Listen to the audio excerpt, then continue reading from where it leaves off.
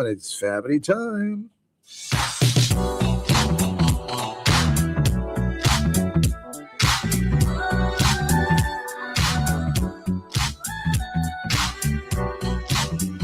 Good evening and welcome to everyone this evening on Love 101 FM on Facebook and on YouTube Live.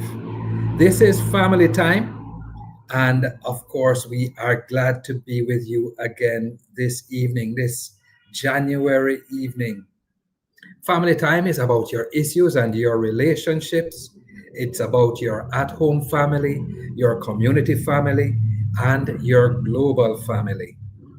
Family Time is produced by Family Life Ministries, and our aim is to enable healthy families, which will lead to healthy nations.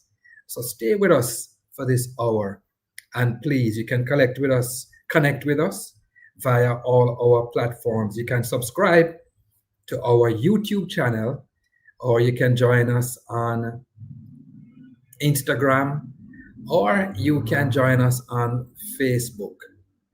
All right. While Family Time is a family program, we'd like to caution that it may, on the odd occasion, touch on what some people may consider mature subject matter. And so your discretion is advised. My name is Roland Gale, and our topic tonight is one that many Christian women and men over 30 years of age deal with and carry quietly. Sometimes with faith, sometimes with a touch of fatigue. And our topic is, where is my 35-plus-year-old mate? Let me say that again. Our topic tonight, where is my 35-year-old mate? 35 or over. Where is my mate? And this is not a conversation about desperation, and it is not about trying to help God or rush God. No, that's not it. It's not a matchmaking show tonight either. This is about understanding the emotional, the psychological, and the spiritual realities of waiting, especially when our society, our church culture, and even sometimes our well-meaning family and friends kind of put expectations and demands on some of us. And as we have that discussion, we're going to ask you, our listeners, our viewers, to share something with us. What advice would you give a Christian who is still single at 35 or older? And remember, tonight we're talking about both men and women. So that advice that you would give to a Christian who's single and they're 35 or older, remember, it could be a man or it could be a woman. Send your answers via WhatsApp text and voice notes to 997-3125. And if you're going to send a voice note, we ask you to keep it under 30 seconds. And tonight you can call the studio lines. Those are 968-8327 or 968-8328. Good thing is that in this age of social media, you can watch and comment live on our Facebook page and also on our YouTube channel. Our conversation tonight, as always, is about faith, family, and how we live out our beliefs with love. We're going to be right back. Don't go anywhere.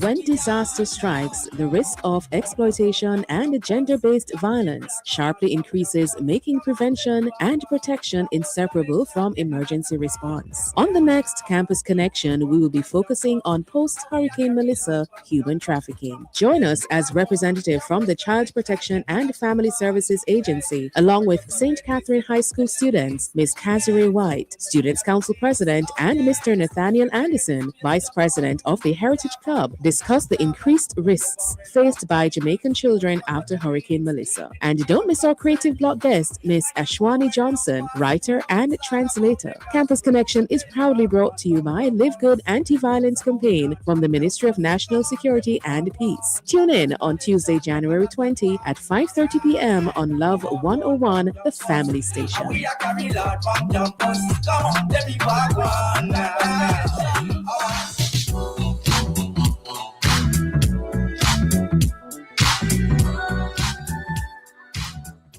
Welcome back to Family Time on Love 101 FM. And you are probably also watching us on YouTube or on Facebook. Welcome to you all. Remember, we have a kind of comment that we want you to respond to, and it is, what advice would you give a Christian who's still single at 35 or older? And of course, we mean advice to either a man or a woman. And you can send your WhatsApp texts to 997-3125, or you can send a voice note. And if you're sending a voice note, we're going to ask you please to keep it shorter than 30 seconds. And you can also call the studio lines 968-8327 or 968-8328. You can watch and comment if you're watching on Facebook, and you can watch and comment if you are watching on YouTube. We look forward to hearing from you. Now, you heard the topic, and so I'm going to let you know that close to 40% of Christians between the ages of 30 to 64 are single.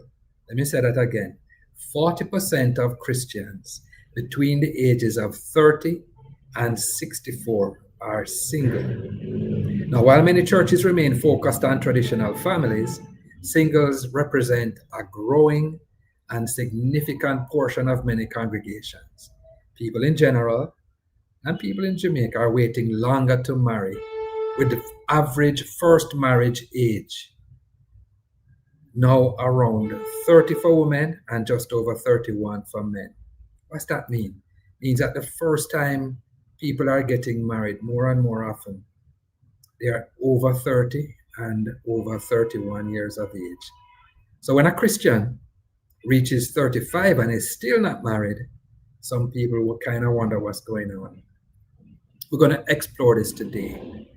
And of course, we have our special guests, and I'm going to ask who is in the house.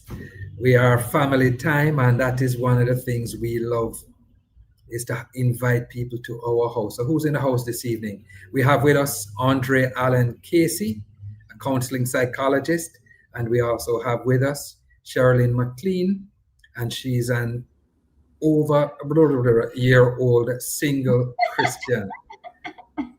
How are you both? Hi, good evening, Roland. I'm doing well. How are you? I am giving thanks. Good to have you on tonight, Sherilyn. And Andre, are you with us? Yes, I am. And all is well. All is well. Excellent, excellent. It's so good to have you both on. We're also going to hear from Perico Cameron, and he's another Christian. He is over 35 years old and he's single. But first, we're going to kind of dive into some understanding of what the context is. And remember the topic: where is my 35-year plus mate? Many of the timelines our parents knew. And these are timelines that we would think of as being traditional. You get married in your 20s, you have children soon after. That kind of don't work the same nowadays. We have things like education or career, economic pressure, and different things that have kind of reshaped relationships. So we want to have a conversation starting there. I'm going to begin with you, Andre. When you look at our society today, what are some of the cultural shifts that you think have affected marriage and relationships and so on? Give us an idea what you think. Well, I think by and large, we're seeing less successful marriages. And as a result of that, more folks prefer to remain single rather than start something. And when you look at the heritage or the history, so to speak, you know, it feels almost safer not to than to get married and become a part of the statistics where divorce is concerned. But that's just my opinion. Wow. What do you think of that, Sherilyn? I agree wholeheartedly. I think that there's a lot of cynicism that has developed around marriages within Christendom and outside of Christendom. But also, there are socioeconomical pressures that really force couples, young couples who would want to be married and branch out independently from being able to do so. So that is another major cause for delaying marriage. Even beyond relationship formation, it's like, okay, so we've met, but we are not able to, create that nest individually from our parents for socioeconomical reasons, educational reasons, career reasons.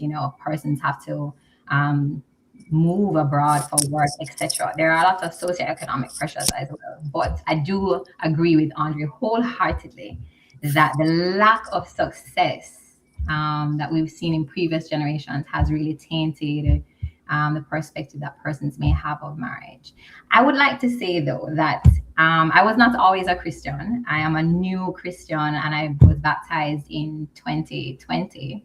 And my perspective of marriage has drastically changed now that I am a born again Christian. And so I want to, for listeners who are not Christian, I want to say that what the world demonstrates is not the true ideal of what God has made it to be. And that I think that once Christians really understand God's perspective of marriage, that that reawakening of that desire will happen. Oh, I love that. And I'm glad you said that, because I wanted to ask, is this kind of cultural context that you have described, is it different for Christians than it is for non-Christians? Because in this discussion, we kind of want to make sure that we are talking about Christians, and we want this to be the center of our discussion this evening. So is it different, Andre, if you are focusing and looking specifically at Christians as opposed to the society in general? Definitely. Sorry. Oh, yes, definitely.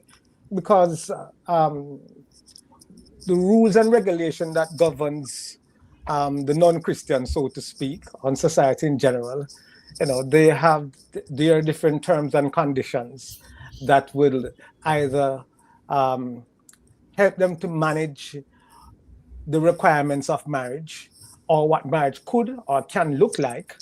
Whereas for the Christian, it is a little bit more narrow, meaning it is primarily governed by what the Word of God says about what marriage should look like and the responsibilities of the husband and or the wife. Got you. Sherilyn, any thoughts on that?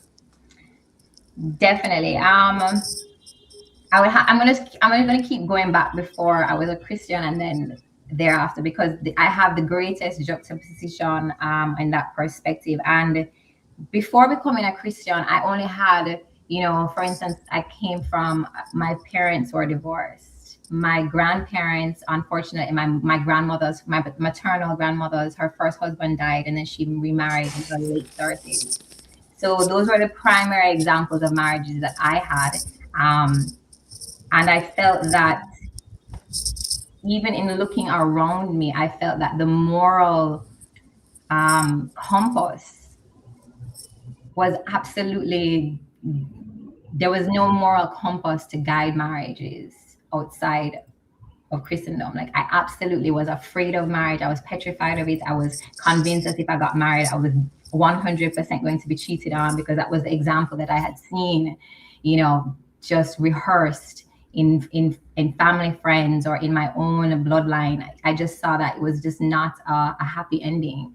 But that story has been rewritten for me. No, because if it is that persons have the guardrails and the commitment to God and the focal point of God being the center of their relationship, it's almost like the reverse. It's like there's nothing that can withstand, that can hurt this relationship if it is that they focus on God. Excellent. I love how we have started, and we're going to go for a break shortly. Just want to remind our listeners that this is what we want you to do. Give some advice to a Christian who is still single at 35 or older. When we get back, we're going to continue the discussion. Don't go anywhere. This is Love 101 FM, the family station. It's 5:45. It's time to elevate. Get ready for the Woman Ignite Success Summit 2026, Saturday, January 31, Jamaica, Pegasus, Kingston. 1 full day of dynamic worship and powerful conversations on restoring your mental health, elevating your wealth, business, career, families, and so much more. Featuring from LA, Apostle Stephanie Okafor, mental health expert Brittany Noel, Apostle Mary Wildish, Pastor Sarah Cowan, Prophetess Sarah Smith, and so much more. Woman Ignite Success Summit 2026, January 31. Get tickets at womanigniteja.com. Powered by Woman Ignite Foundation, One Group, and other partners. The world is changing, and so should you. Diversify your career and get local and international certification in 2 to 6 months at Distinction College. Start online and face-to-face class in medical assistant, medical lab tech, pediatrics and psychiatric nursing, ECG tech, home attendant, hairdressing, makeup, meal tech, call center, supervisory and events planning management, cashiering, media broadcasting, and travel tourism. Register this week and get free subjects and free courses. No subjects required, no age limits. Visit us in Kingston, Spanish Town, Ocho and St. Elizabeth. Call us at 876-356-4167.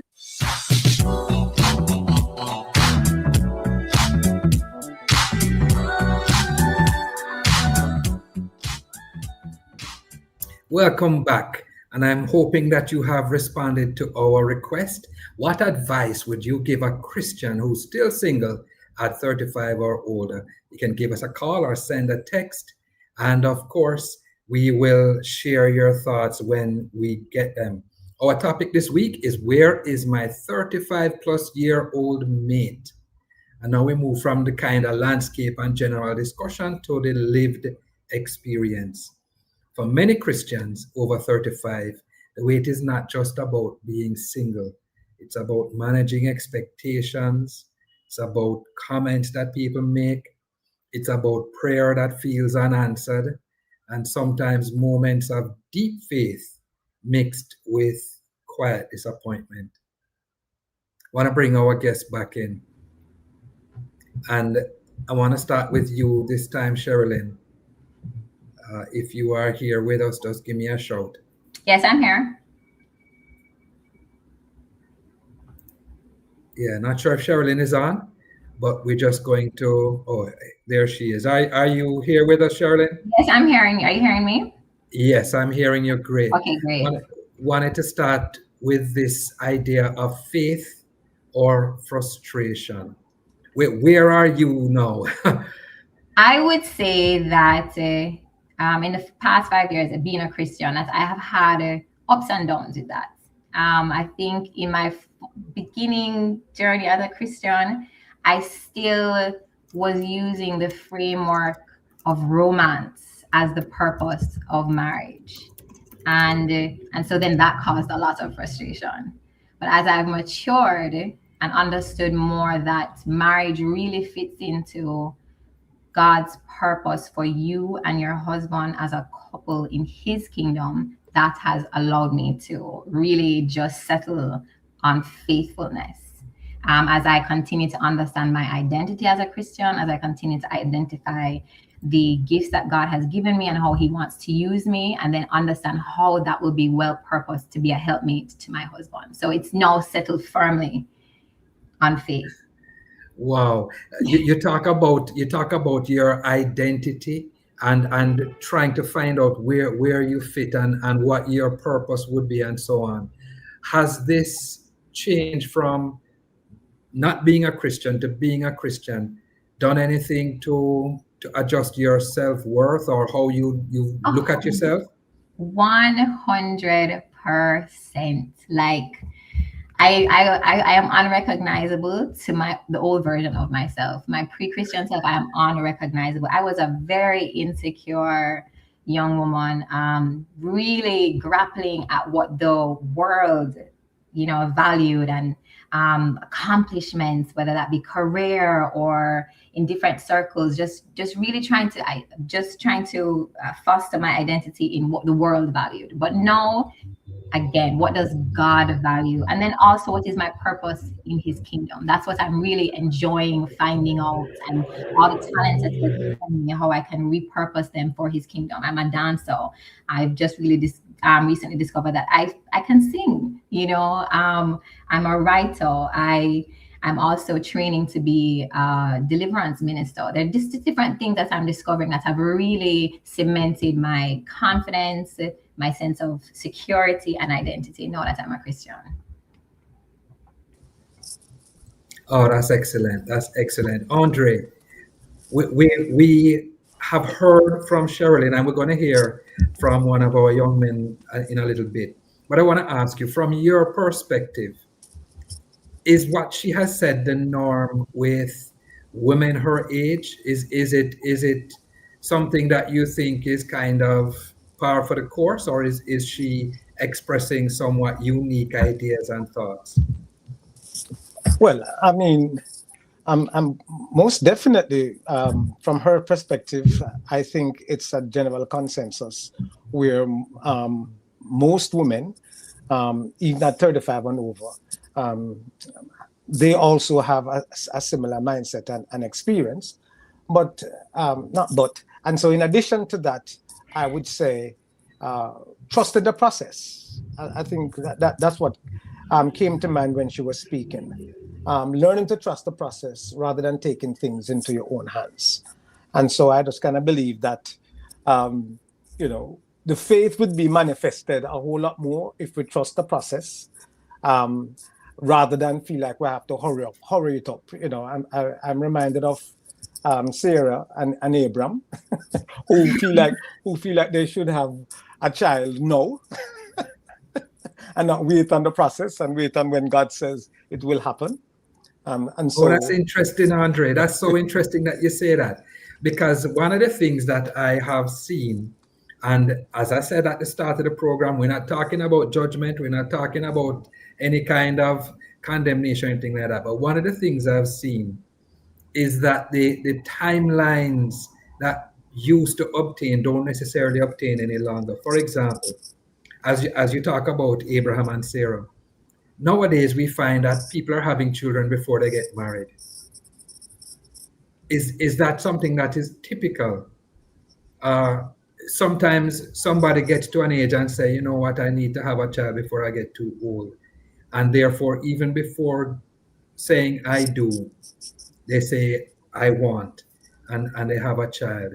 Is that a different pressure from a different side that our 35 plus Christians have to deal with? Is it something that is new?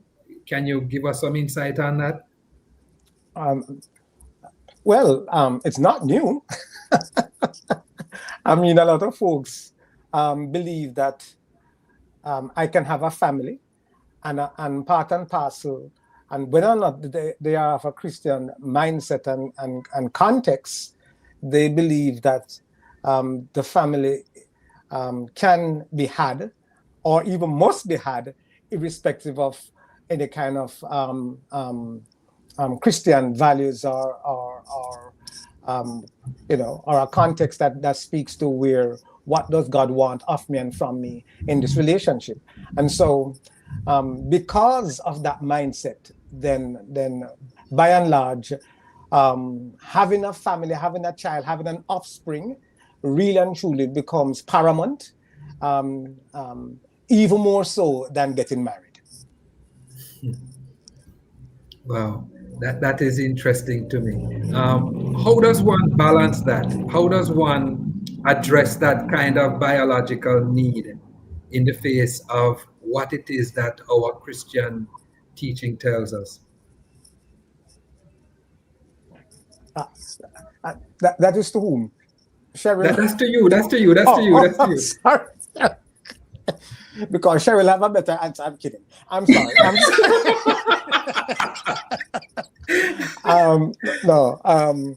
Well, the balance I would want to believe or feel like is that, again, remember when I mentioned about even trusting the process, and I brought up the Sarah thing and Abram, because if you believe that, listen, I am getting too old and things of that nature, sometimes you have to be careful that we don't try to help out God, and also just kind of understand that if it takes two to make me, it takes two to nurture me. And so, this desire of just utilizing you, just as a, just as a sperm donor. You're just a sperm donor to me. We have to break that kind of mindset and understand that what is God's wish for the family, and what by and large the nuclear family is God's order. And therefore the question is, are we prepared to subject and submit ourselves to that order?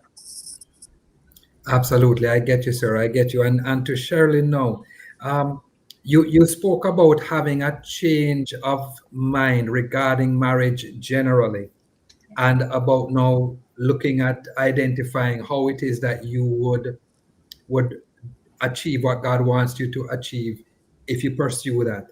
Have you come across any kind of disappointment where that is concerned yet, or are you still just, oh, I became a Christian just 5 years ago and therefore I have holy time? In terms of my mission as a Christian versus my mission to be married, my desire to be married? Yeah. I would say in the beginning, because I was still thinking that things were going to go according to my time. When I just became a Christian, I really did not have a concept of surrender at all. So I would say in the beginning, in the first maybe 2 to 3 years of being a Christian, I was still like, okay, God, I have given you everything. Where is my husband? Where is he? But in God's wisdom, it's really more about who am I becoming? What are the things that I still lack in my character development, in all aspects that he wants me to have embedded in me before I become a wife. So in the last 2 years, I have been able to settle more and stay focused on serving. I have found a lot of fulfillment in serving in my church. My church is Christian Life Fellowship, and I'm very active there in different ministries. And that has really, in addition to my job, that has really fulfilled me. So also the fact that I had a few failed relationships before I came to Christendom. So balancing that and having taken things into my own hands before and realizing that it was painful, it was destructive, it was unsuccessful, I truly trust in Jeremiah 29:11. For I know the plans I have for you, declares the Lord, plans to prosper you. And that is in all categories of life.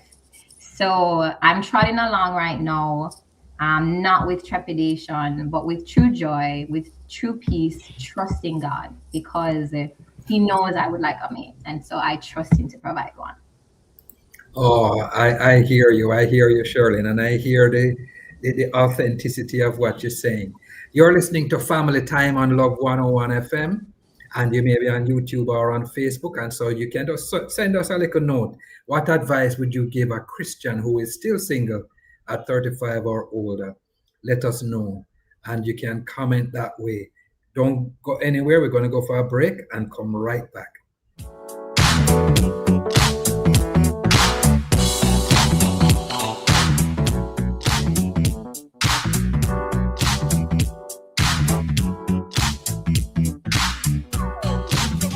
Mailbox, we'll be exploring the theme men leading in faith, family, and finances. Leading in these areas involve a holistic approach to biblical manhood, characterized by sacrificial love, stewardship, and purposeful servant-hearted guidance. It is said that a man's primary responsibility is to cultivate his own relationship with God, which in turn fuels his ability to lead his home and manage resources responsibly. You are invited to join the conversation with our special guest, Reverend Nigel Martin and Elder John Rooms, as they share on this relevant topic in a 21st century setting. That's Wednesday, January 21 at 5:30 p.m. on the family station Love 101. Jamaica live good, yeah. I make we enjoy life, what we feel safe at night. Jamaica live good. Jamaica, stop the killing and give up the guns. Just live good now. The time brought to you by the Ministry of National Security and Peace is 6 o'clock. Need to pass your CSEC CAPE exams to get that dream job or to qualify for university? Then Distinction College is the school for you. We have locations in Kingston, Spanish Town, St. Elizabeth, and Ocho Rios. Start day, evening, and Saturday classes this coming term and sit CSEC CAPE exams for January's resit or May, June. Maths, law, science, English. We have the lowest school fees. Register before the end of the month and win an entire term free. Call us at 354-8560.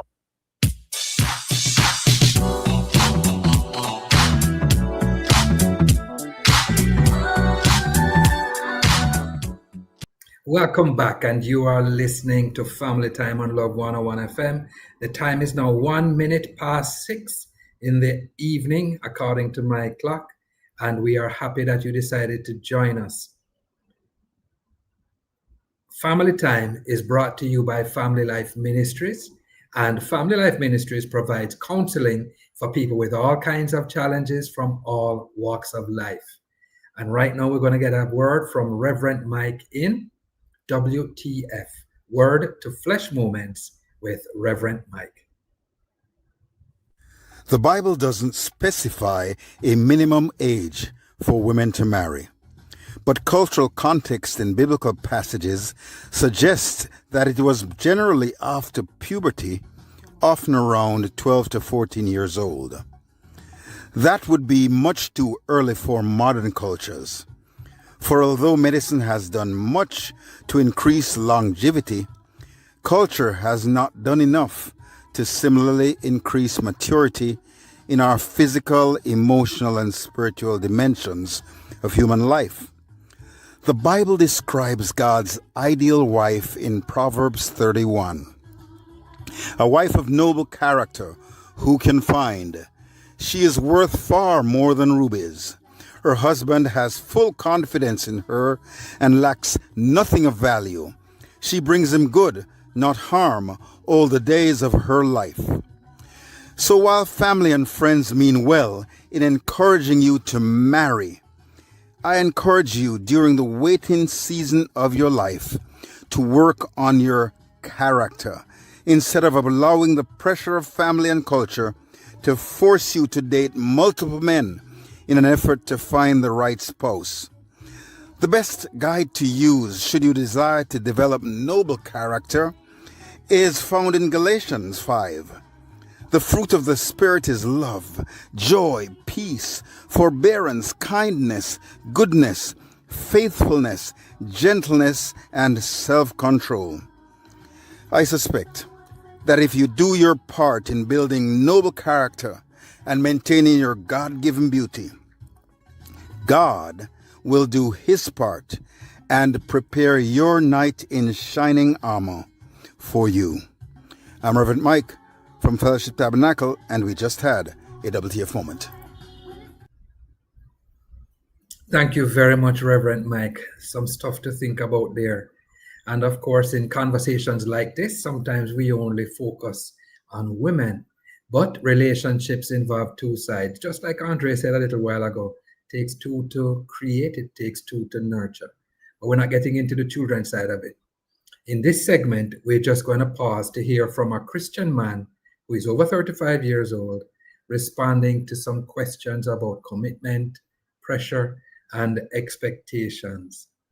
He probably won't answer everything that we want, but it will help us to understand what may be happening on the other side of the equation. We've been listening to Sherilyn McLean, and she has just shared her heart with us. And we also have with us for this segment, Andre Allen Casey. Going to invite him to come back in and listen and give us some insight as we hear from Perico Cameron. That's the name of the young man who we're going to, I can't say young man, he is a big man. But of course, I'm an older gentleman to him, so I can say young man. Perico has shared with us, and we're going to invite studio to just share the first clip with us so that we can stop and have Andre give us some thoughts on what he had to say. Go ahead. Yeah, in terms of pressures, there are definitely a few. There is the time pressure where, just like women, you feel as if you're getting up there in age and it's time to cross over this hurdle, if you want to call it that. And also the question of why you're not married by now, why haven't you found your partner, and just you dealing with that with the Lord. There's also just the struggle between even being content and the loneliness that you might be going through, because there is being content with your walk with the Lord and growing as a Christian and all of that, and the purpose, and then just wanting to find that partner that you're gonna do life with, and in the end you might just feel as if you're doing something wrong. And then the final one I can think of right now is the pressure of just choosing someone, because as a guy in the church especially, there are a lot more females around, and especially like you just get the urge that, hey, there are plenty of women around, why you can't just choose one of them? And so there is that pressure.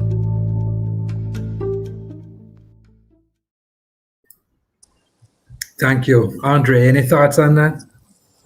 Well, I believe that it is quite insightful, most of the things that he shared a while ago. Yes. I especially like, though, the option of contentment, as a choice, along with the difficulty of making the best choice. And why so? Because one of the things, if I'm not mistaken, I'm trying to remember where it is found. I think it's in Timothy, where he says that if you have food and clothing, with this you shall be content. That really and truly, everything else would almost seem like barter. And so the truth be told, I'm not certain that God promised anybody husband or promised anybody wife. But he did say, if you have food and clothing, with that you must be content.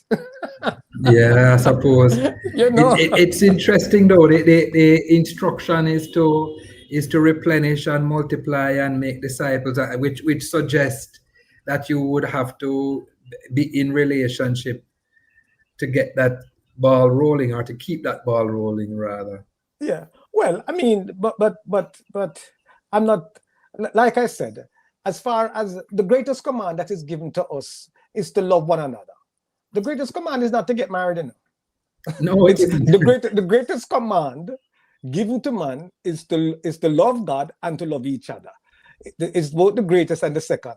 And so, if we're not careful, sometimes we might believe that marriage is the ultimate goal for every person that lives on earth. If that be the case, then it doesn't. Then look at Paul. Not going to go heaven, because it doesn't suggest that it doesn't seem to suggest that Paul was married. Martha and Mary. It doesn't seem to suggest some of the heroes of faith. All I'm just saying here, that we read about. All I'm just kind of saying here, what is singleness wrong? Is it a sin? Is it that you fail? A matter of fact, even as far as judgment is concerned, the Bible said we're going to be judged individually and not collectively. I think it's in Matthew 22, if I'm not Yeah, mistaken. you're right. You're right. So it's not as if you fail if you're not married. You're right. That's right. You know, and so You're right. I'm just kind of saying here that's why I like that word contentment, because should I then become depressed if I don't get a husband, if I don't get a wife? You know, is it that my life is over? Surely not. And let's hear from Perico again. Okay. Studio, can we get another one from Perico? Generally for men, one of the bigger hesitations whether you're Christian or not Christian is readiness for a commitment. Are you ready to take on the commitment, the weight that comes with marriage and being the leader of a family? And then there is also the hesitation and the fear that things might not work out, and the fallout that will come with things not working out. And if you're not a Christian man, that fear is crippling, because you don't have the assurity of God.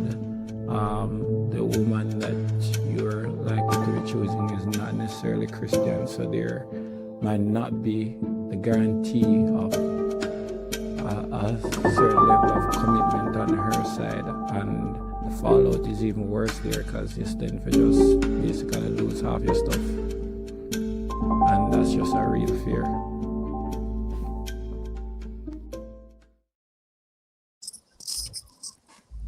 Any thoughts on that one, Andre? We want to have as many from him as possible. Right. I don't know if I can add anything to that. I think that was spot on. that was spot on. In terms of the fears. Yeah. All right. Let's go to the next one then. Sometimes men can feel judged in Christian spaces, and it can be due to just how in the church we manage certain things. So for single men, the fact that, worse if you're older, that you're not married yet, why aren't you married yet? It's not that difficult to find a wife. Plenty of women that can come off as being judgmental, and if you're married, then that opens up a whole different ball game of whether or not you are living up to the measure. Are you loving your wife like Christ loves the church? And how we manage that can come off as being judgmental to men, and there's nothing wrong with having standards, but the question is, how do we deal with them and how do we navigate them in the spaces, and remember that the males in the spaces are also human, that they do have feelings.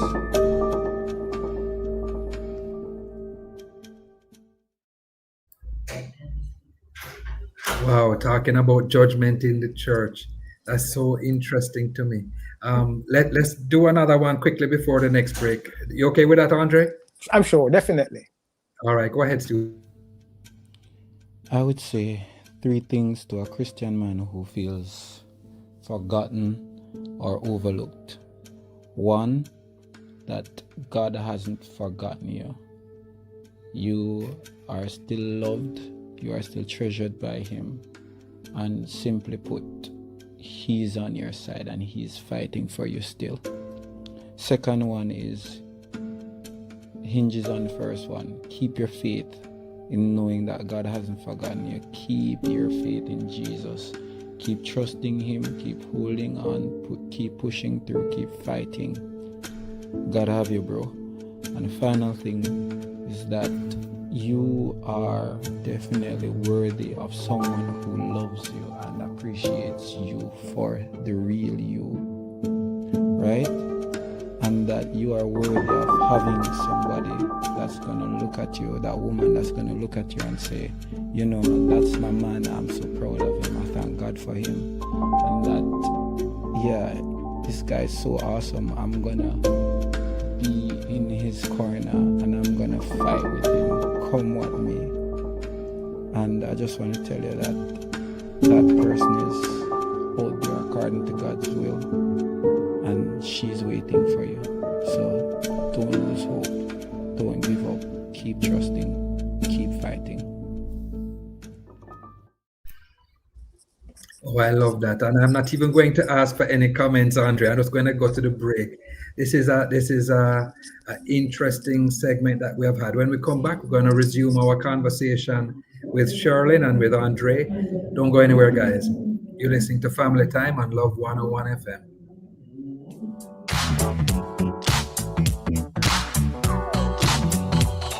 You can see the face, but not the heart. Those who want to do you wrong. So many times. Bless up.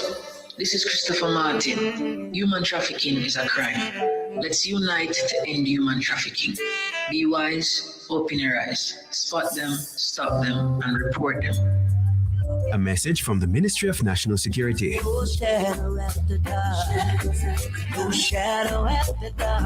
This is Love 101 FM, the family station. It's 6:15.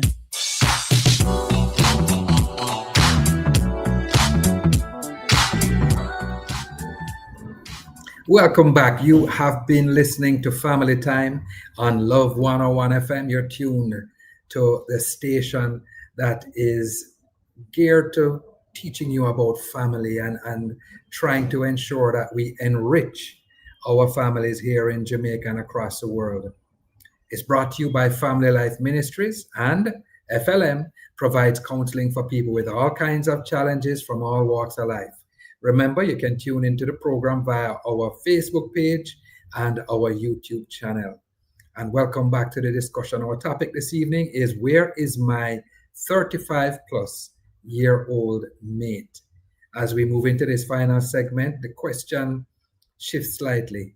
Instead of only asking, where is my mate, we also ask, how do I remain whole, grounded, and hopeful while I wait? Because as Andre said a little while ago, you're not failing, or you haven't failed if you are single. Amen. And it's not. I love it. I love it. We have with us Sherlyn McLean, who is a Christian, and she's over there.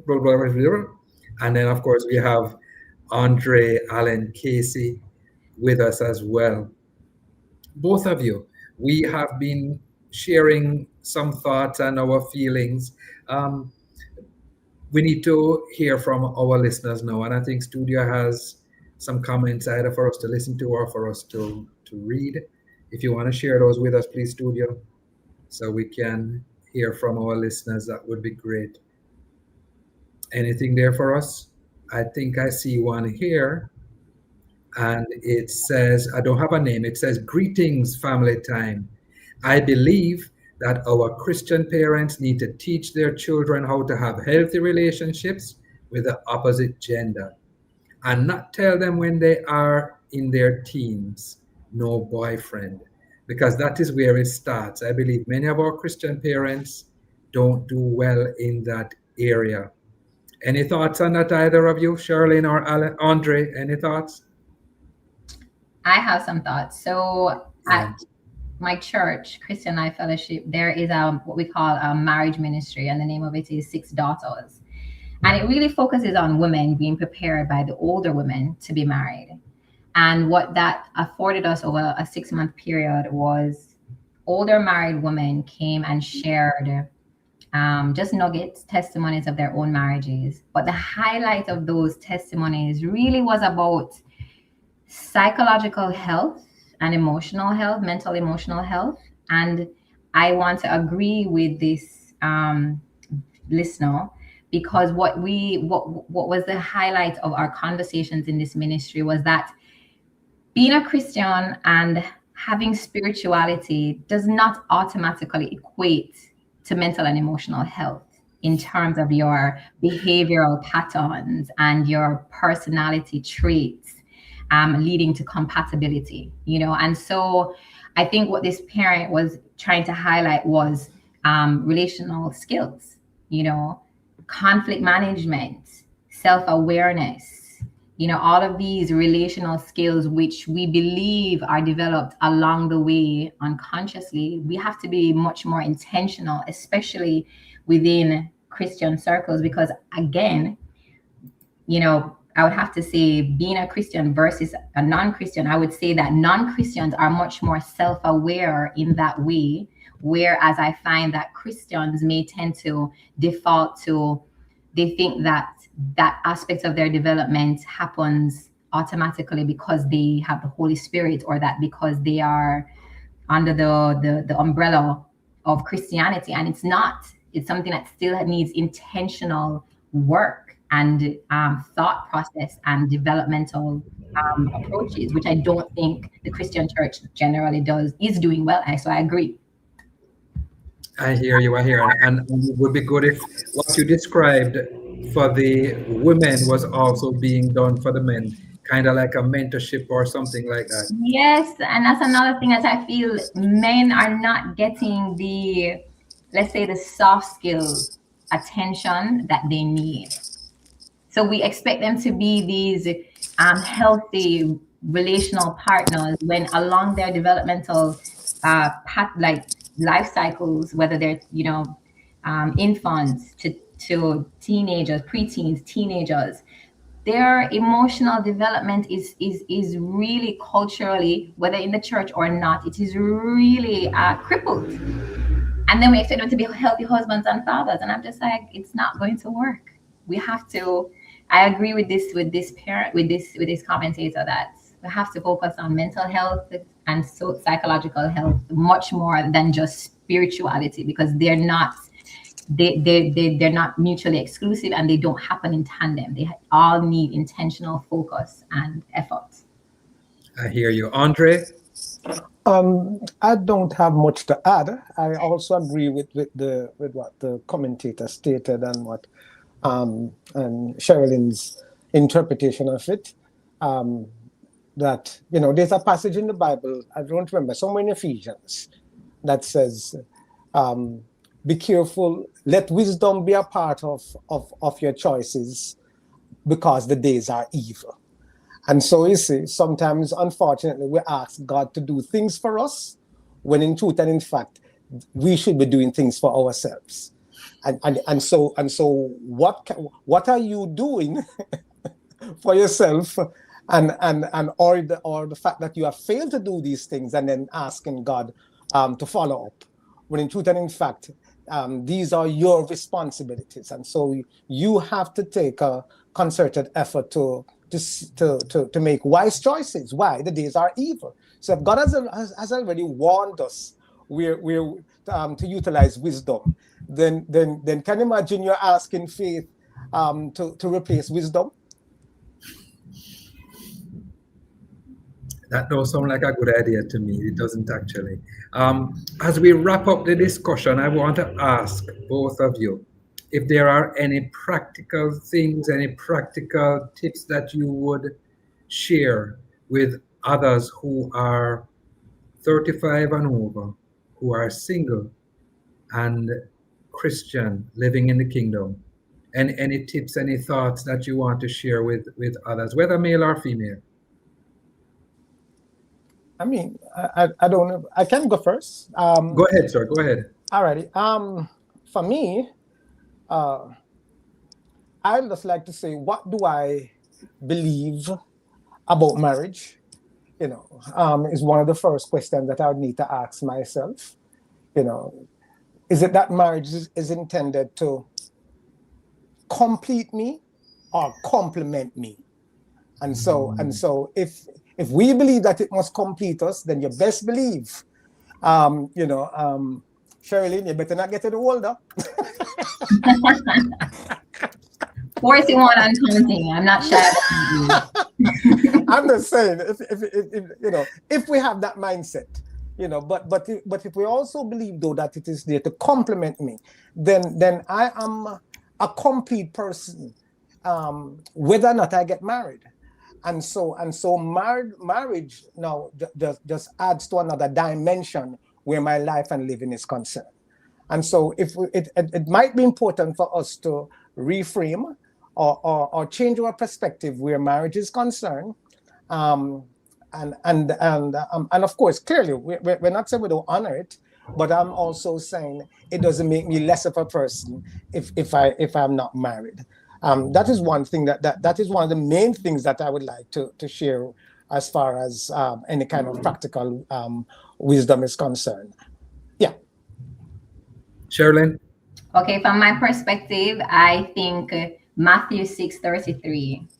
Seek first the kingdom of God, and all else will be given unto you. And do that in very practical means. What does that mean? Being actively part of your fellowship, serving, and also finding spaces and places outside of your church which are Christian, which you can also serve, because that's how you're going to meet and greet. Wink, wink. You know. So I also think that maintaining your health, you know, physically, if you still want to be, you know, God can do anything, but also just maintain your health physically, emotionally, mentally.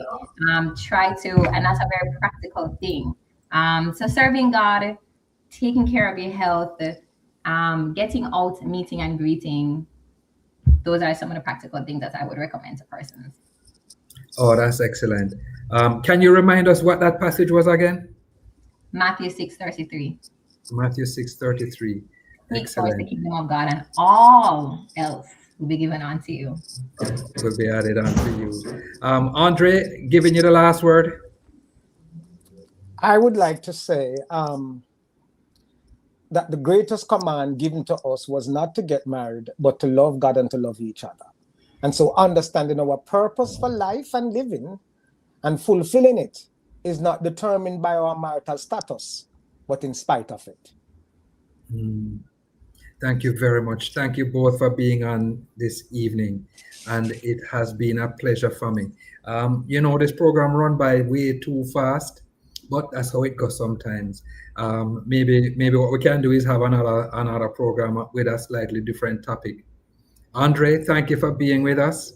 Sherilyn, thank you very much. Thank you for sharing your thoughts with us. And also, thank you to our gentleman who was here but who was not here, Perico Cameron. Thank you, Perico, for being with us this evening.